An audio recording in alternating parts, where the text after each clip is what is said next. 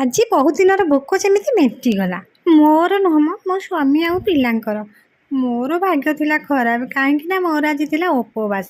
ଆଉ ଆଜି କହିଦେଲେ ଚିକେନ୍ ପକୋଡ଼ା କରିବା ପାଇଁ, ତ ଚିକେନ୍ ପକୋଡ଼ା ମୁଁ ଏବେ ବନେଇବା ପାଇଁ ଚିକେନ୍, ତା ସହିତ କର୍ଣ୍ଣଫ୍ଲାୱାର, ଟମାଟୋ ସସ୍, ତା ସହିତ ଅଦା ରସୁଣ ପେଷ୍ଟ ଆଉ ଅଣ୍ଡା, ତା ସହିତ ହଳଦୀ ଗୁଣ୍ଡ, ଚିକେନ୍ ପାଉଡ଼ର, ଜିରା ଗୁଣ୍ଡ, ଆଉ ତା ସହିତ ପକେଇଦେଲି ହଳଦୀ, ଦେଖନ୍ତୁ ସବୁ ଲୁଣ, ତା ସହିତ ଲଙ୍କାଗୁଣ୍ଡ, କାଶ୍ମୀରୀ ମାନେ ସବୁ ଚିଲି ସସ୍, ଏମିତି ସବୁ ଯାହା ଯାହା ପଡ଼େ। ଆଉ ଶେଷରେ ବାକି ଥିଲା ଲୁଣ ସହିତ ତା'ର କଳା ଜିରା ଟିକେ ପକେଇ ନେଲି।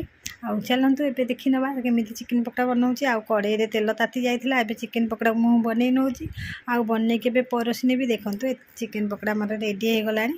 ଆଉ ଚିକେନ୍ ପକୋଡ଼ା ଯିଏ ଖାଇବ ସେ ହିଁ କହିବ ମୋ ତ ଭାଗ୍ୟ ଖରାପ, ମୁଁ ହିଁ ଖାଇପାରିବିନି।